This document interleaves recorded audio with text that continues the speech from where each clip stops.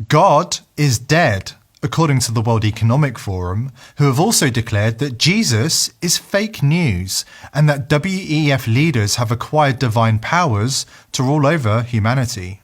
According to the WEF, a new one world religion has arrived and it unites all of humanity in worshipping at the altar of climate science, techno-communism and eugenics. If you find it hard to believe Klaus Schwab's WEF would go this far, you clearly haven't been paying attention to developments in recent times. Klaus Schwab's right-hand man, Yuval Noah Harari, has announced that the WEF has been so successful in its plans that it's acquiring divine powers of creation and destruction. The blasphemy doesn't stop there. Harari also promises that the WEF will turn humans into gods.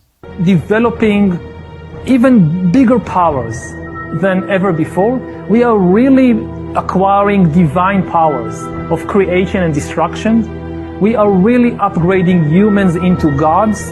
We are acquiring, for instance, the power to re-engineer life. The WEF is also increasingly hostile to Christianity and other major religions. If you read between the lines just a little, it's clear that the WEF is consciously attempting to supplant Jesus. I mean, all this story about Jesus rising from the dead and being the Son of God, this is fake news. Humans are now hackable animals. You know, the whole idea that humans have, you know, they have this soul or spirit and they have free will and nobody knows what's happening inside me. So whatever I choose, whether in the election or whether in the supermarket, this is my free will, that's over. According to the WEF, Jesus is fake news, God is dead, and you do not have a soul. You are a hackable animal who does not have the capacity for free will. The World Economic Forum has spent decades quietly infiltrating democratically elected governments, penetrating cabinets, and wielding an outsized influence on the world from the corridors of Schwab's Swiss hideout in Davos. That we penetrate the cabinets.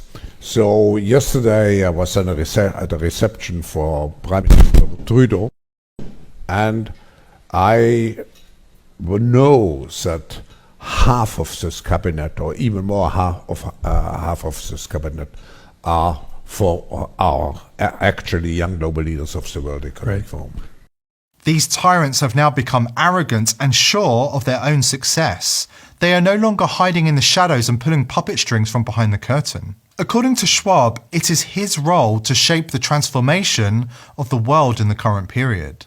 And unsurprisingly, he admires the Chinese system of state-control authoritarianism. On the G20, you were there meeting some of the leaders as well. Professor Schwab, what do you make of the result? Finally, they put something as a statement, and it seems quite positive with all the voices included. I think it's positive. It's already positive through the fact that everybody agreed about the statement, which we haven't had the last years. Now the base has been formed, but we have to go one step further. We have to have a strategic mood. We have to construct the world of tomorrow. It's a systemic transformation of the world. So we have to define how the world should look like, which we want to come out of this transformation period. I respect China's achievements, which are tremendous over the last over 40 years. I think it's a role model for many countries.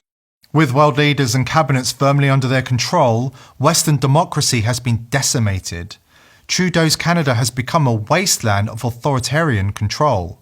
Jacinda Ardern's New Zealand is arguably even more tightly controlled by the Davos technocrats. Why should they respect us and our human and constitutional rights if they see us as hackable animals incapable of free thought? Take a look at Brazil for a glimpse of the future. President Bolsonaro's supporters are protesting what they claim to be a wildly unfair and corrupt election. WEF favourite Lula, who hasn't even taken office yet, has already started enacting Klaus Schwab's playbook, freezing the bank accounts of protesters amid a chilling crackdown on freedom of speech and the right to protest peacefully. First Canada, now Brazil. Next, the United States.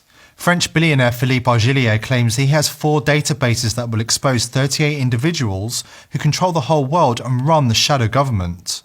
Bill Gates, who needs no introduction, is one of those 38 unelected individuals who control the daily lives of 8 billion people. According to Argilier, he can prove the Biden administration takes direct orders from this shadow government. And altogether, 38 individuals run the daily lives of 8 billion people on Earth.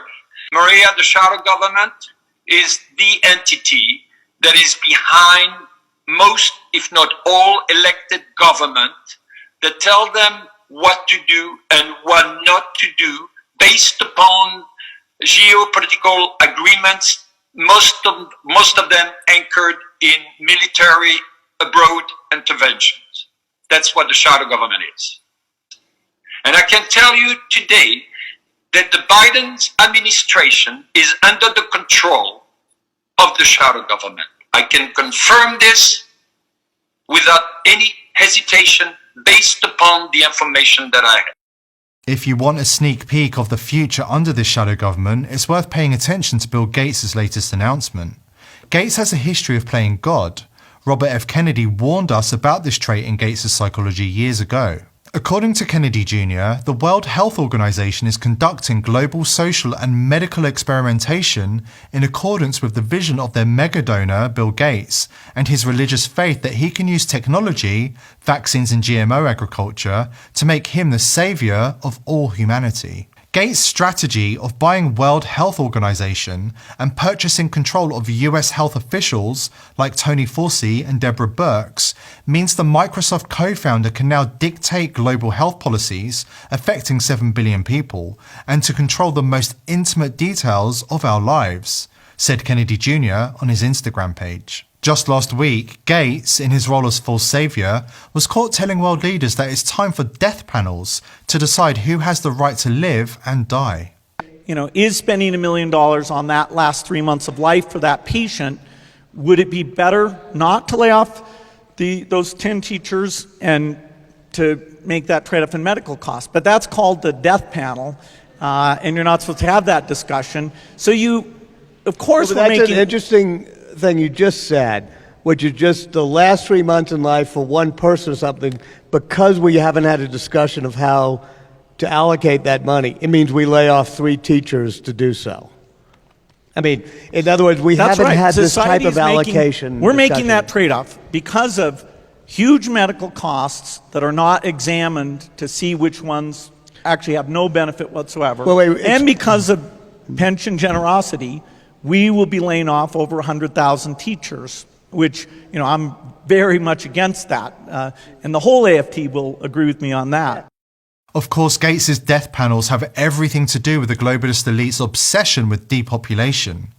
This is the brutal, soulless world Gates and the shadow government at the World Economic Forum are determined to roll out as part of their Great Reset. We can't allow their evil religion to become the new normal. Take a look at one of the videos in the description box below for a deeper dive into these plans. Forewarned is forearmed. If you understand the importance of these videos in educating the masses about the shadow government and the evil agenda of the elite, please like these videos and subscribe to our channel to help us continue to produce this content and forewarn as many people as possible. We are all in this together. They don't care about anybody else on the planet. They do not care about the planet. They care about wealth and control. It's a complete control system. And it was around this large and would be implanted under your skin. So that is the plan.